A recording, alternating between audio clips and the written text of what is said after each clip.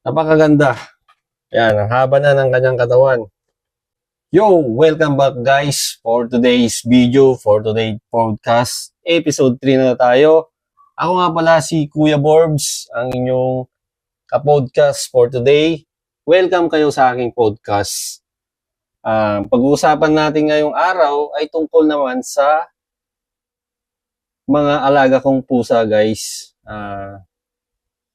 Bali ako, may alaga po akong pusa, dalawa, isang tabby black at isang tabby orange. So, sa mga may alagang pusa dyan, baka nakaka-relate kayo sa topic na to. At bago pala mag-umpisa ang ating podcast, maraming salamat po sa mga patuloy na sumusuporta sa ating mga video, mga nagla-like, nag-share. Maraming salamat po sa inyo. Wala po tayo ngayon sa ganitong episode kung wala po kayo laging nakasuporta, nagla-like sa akin. At abangan nyo guys, malapit na rin akong sumahod sa Facebook. Yun nga lang, yung amount ay di kalakihan guys. So, thankful na rin guys, at least meron na po tayong sahod kay Meta. At sa mga susunod na na mga video, tuturuan ko kayo kung paano ma-monetize, mga technique, kung paano mag-vlog, mga konting editing, at konting setup, mga konting mga gamit na bibilhin nyo. Ituturo ko yun guys, basta stay in, stay put, tune in sa ating podcast. So guys, ito nga pala si Tofu. Sa po siyang tabby black.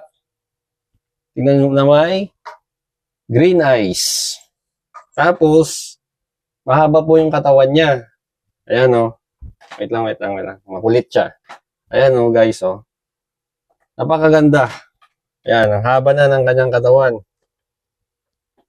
So bali guys, ano siya, hindi ko alam yung specific breed niya, pero hindi siya pangkaraniwang pushpin o pusang Pinoy. Yan guys, oh. Kita nyo naman yung kanyang mga markings, ang kanyang mga balat, sa kanyang itsura. Siya si Tofu na may green eyes. Tingin nga doon, Tofu. Ayan, oh. Siya yung unang pusa natin guys. Mabait siya ngayon. Pero ito, napakalikot to guys. Sobra. Mahaba kanyang buntot. Slender ang kanyang katawan. Yan. Lalaki po siya. Ang gender niya ay lalaki. Ayan o. So, nakakawili pala guys ang mag-alaga ng pusa. Nakakatanggal ng stress. Lalo na pag galing ka sa trabaho. Tapos, syempre, sumasalubong sa iyo itong mga ganito ka-cute na pusa. So, pangalawa ay si Orange. Ito guys, si Orange. Isa po siyang half Persian at half pusang Pinoy. Yan guys, oh. Orange po kanyang kulay, tabby. At medyo mabalahibo po siya guys dahil nakuha niya yung pagkabalahibo niya sa tatay niya na Persian. Bali ang nanay nito, pusang Pinoy po, yung buntot niya po ay parang putol. Pero ito hindi niya nakuha yung buntot niyang putol. Ayan o. Pakita mo nga yung mukha mo. Parang nakasimangot yung mga Persian. Pag mga itsura nila, Persian cat, parang simangot. Ayan guys, oh. So, bali ang pinapakain ko dito guys ay dry foods at saka pag gabi, binibigyan ko sila ng wet foods. Ayan, ang dalawa kong pusa, ang makukulit. Bali, ang karakteristik nito ni Tofu, may pagka-wild po siya. Tignan nyo ang itsura niya. Parang yung instinct niya, parang laging hunter. Siyempre, nandito lang sa loob ng bahay, hindi niya na-execute yung pag-hunter niya, pero lagi siyang nanguhuli ng ipis. Ano? Lagi nanguhuli ng ipis.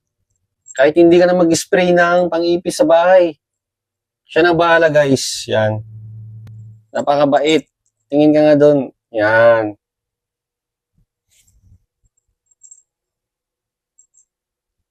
So guys, kung alam nyo yung breed nito, paki-comment na naman po para alam ko. Bari ang ano nito, ayaw niya nang pahawak ng matagal. Tapos, napakaliksi, matangkad. Tapos hindi naman siya mataba, manipis ang kanyang balahibo. Tapos, yan guys, oh.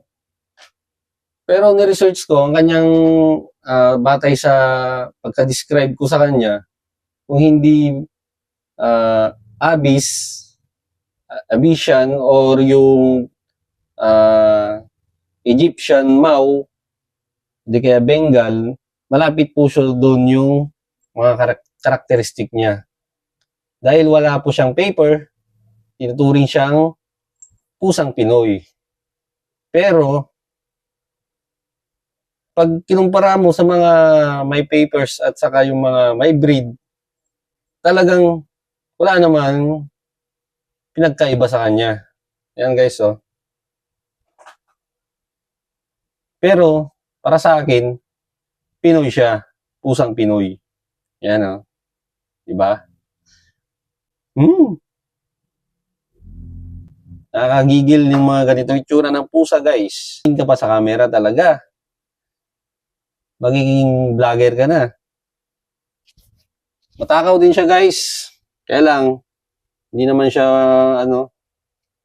laging nakakain basta nakapondo lang yung pagkain nila at saka tubig. Diba, pag umaalis ng bahay, ganun po. Kung umabot kayo sa video na to, guys, maaaring i-follow nyo ako sa Facebook at palike naman po yung ating episode for today. Malaking tulong na po sa aming na nagko-content o nagpo-podcast sa simpleng pag-like, pag-follow at pag-share ng ating video.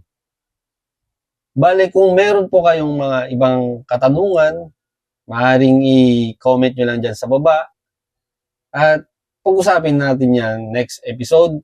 Sa mga may shoutout, i-comment nyo rin guys kung gusto nyo pa-shoutout. Shoutout natin sa ating susunod na episode. Maraming salamat. Yun lang guys. Geng geng.